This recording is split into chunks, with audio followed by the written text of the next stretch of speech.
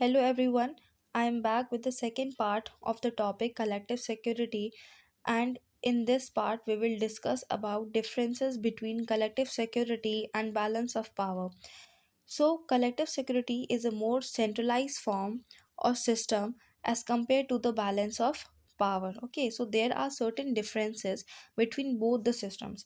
अगर ऐसे देखें तो collective security ज़्यादा centralized form है और system है as compared to the balance of power.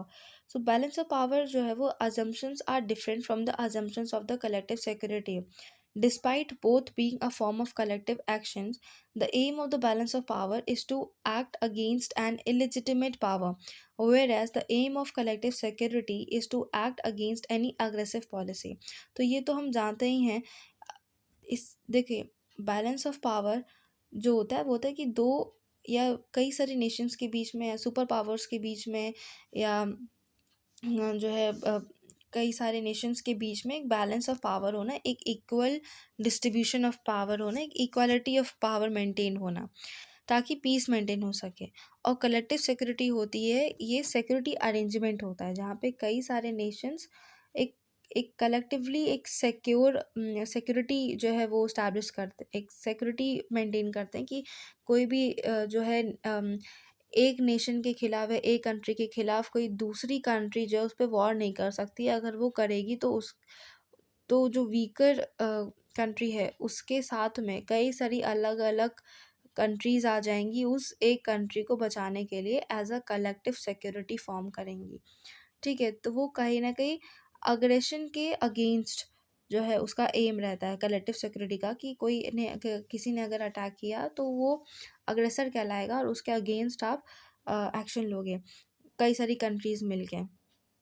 और बैलेंस ऑफ पावर में होता है कि वो अगेंस्ट है एन इलिजिटिमेट पावर. ठीक है, क्योंकि कोई बहुत ज़्यादा पावरफुल हो रहा है, कोई कंट्री बहुत ज़्यादा सुपर पावर हो रही है, तो फिर वो एक इलिजिटिमेट पावर के अगेंस्ट वो एक्ट करेगा. Okay, so balance of power is established as a result of competitive treaties, west specially the arm ones. तो बैलेंस ऑफ पावर में जो है अपनी एक कंपटीशन देने के लिए दूसरे कंट्री के साथ.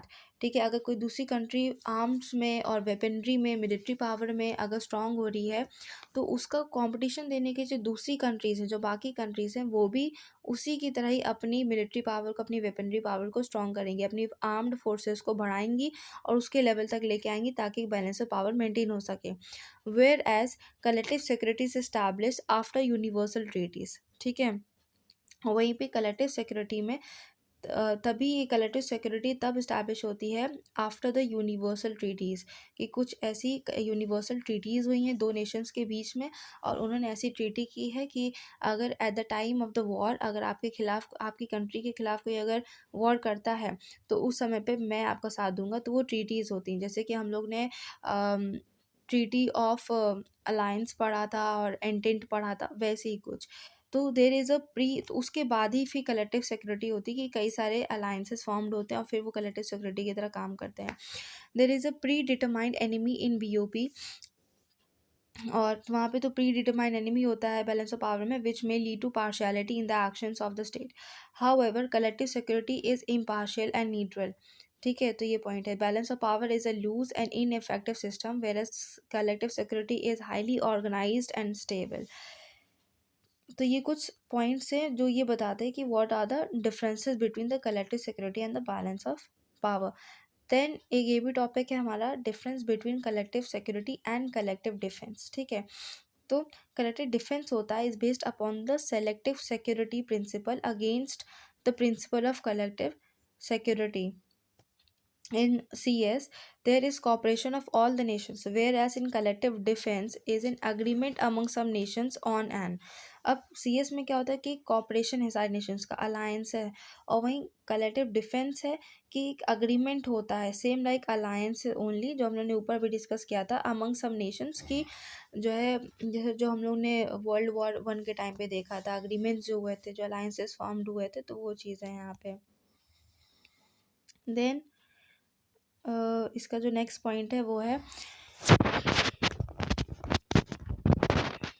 In the CS system is a stable system. ठीक है, protecting in any and to any part of the world, and collective defense is narrower in its scope. तो वो थोड़ा wider scope है, ये थोड़ा narrower scope है. In CS there is universal action against one enemy. However, in collective defense both enemies and nations can be of same number and strength. तो collective defense है यहाँ पे, तो enemies भी और nations भी they can be same number in the strength, but collective security में there is a universal action है against one enemy.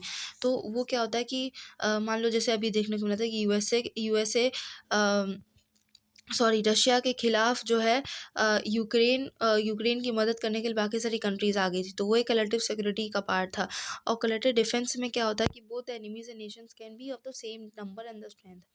There is a definite identified enemy in the collective defense, whereas there is an unidentified enemy in collective security.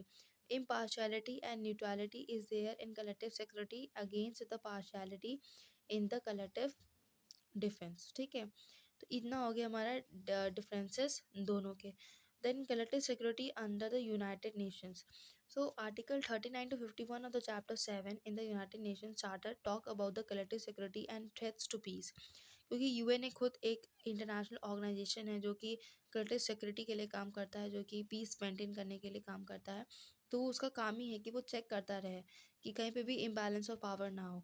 तो article 2 subsection 4 asks the member states to respect the sovereignty, territorial integrity, and political independence of other states. It prohibits the use of the threat or the force in IR.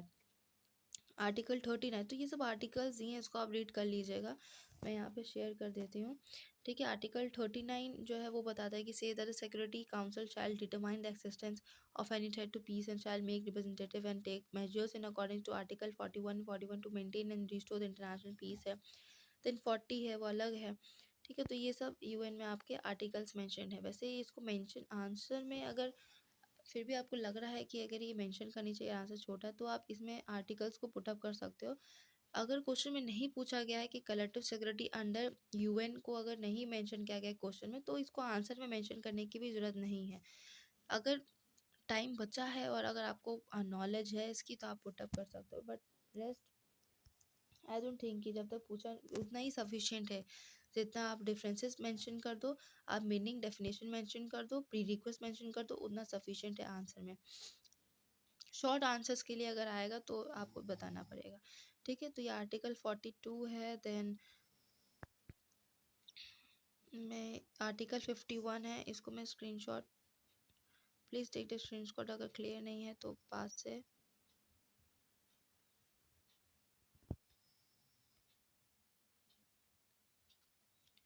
Okay, this was the last. Okay, so यहाँ पे हमारा collective security का जो topic है वो complete हो जाता है. एंड वो कंप्लीट हो जाता है. And in the next upcoming video I will be discussing upon the topic of disarmament and armament. और फिर उसके बाद